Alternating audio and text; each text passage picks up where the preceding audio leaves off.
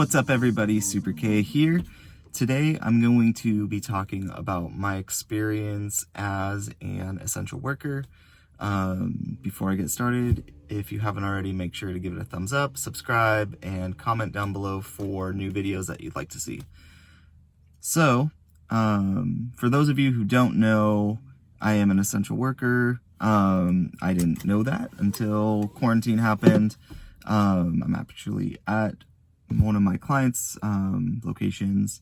I am an ABA therapist, and for those of you who don't know, an ABA therapist is basically someone that is trained to work with children with special needs, specifically autism.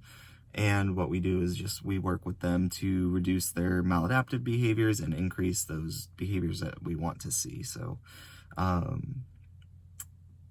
part of the reason I'm filming this video is to share and shed a little bit of light for people that are talking about essential workers and giving a lot of praise to us in general. And so I wanted to share a little bit about my experience. To start with, I was terrified when I found out that I could be working. I'm really fortunate to work for a company that didn't make us work, but that asked us if we wanted to. And so I'm thankful for that. So starting off, I was really lucky to have families that I work with that were really, they wanted to keep their services. For those of you who don't know, kids with autism, when they have a disruption in their routine, it's really hard for them and it's really hard for their families. So for me, it was a privilege to be able to continue to work.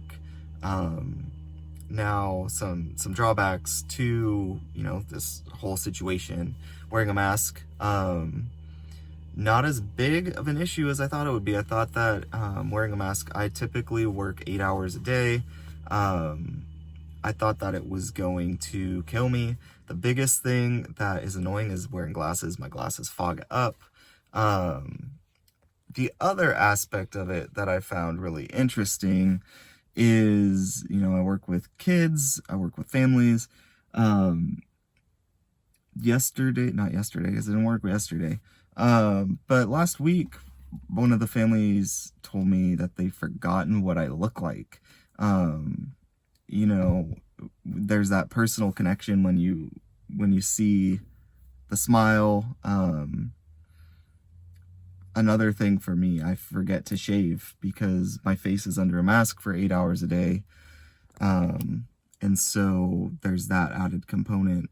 But honestly, it's been really rewarding, being able to continue to work, provide services. Actually, definitely worked a lot more than I have in the past, just because I'm one of the few people that's still working at the company. A lot of people decided to kind of just take some time off for themselves, which, hey, if that's what you need to do to have that self-care, which we've talked about in another video, that's what you got to do. But I think that my experience, and if you're an essential worker and you've had a different experience, definitely I want to hear from you. I love getting differing viewpoints. The other piece of it, I'm also a marriage and family therapist intern. And so that has completely gone to telehealth. So, where ABA, I'm still in the home, I'm working, against what my grandparents wish. They're very much don't go into the homes, and there's just that fear. So my therapy has been, with my internship, completely as telehealth. And one side of it, a lot of people want to go back. They want to be in the room. A lot of therapists want to be back in the room because there is more work that you can do in the therapy room. I kind of like being in telehealth. It gives me more options with my schedule. So I don't have an issue there. But one thing I do want to highlight, even though this is about my experience as an essential worker, is if you are struggling, find a counseling center out there.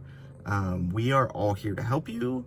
I know in the coming weeks that there's going to be a return to normalcy. Gyms just opened up, and all of that. So, if you're getting anxiety of what's your life going to look like, the CARES Act ends in July. What's your life going to look like? Reach out to a therapist. A lot of places are doing pro bono work. If you don't know what that is, that's the therapist will see you for a certain amount of sessions for free. It's something that they just write off. Typically it's around 8 sessions, which, that's 8 weeks. You can do a lot in 8 weeks. So definitely look into that if you need that help. As always, I'm here. I try and respond to people if they comment, if they message me. But yeah, that's my experience as an essential worker, in both of my practicum site and as an ADA therapist. I gotta go work with my client. I will see you all later. I'm going to be posting another video about the recent Supreme Court ruling and what that means. So I hope you all have a great day. Super K is out.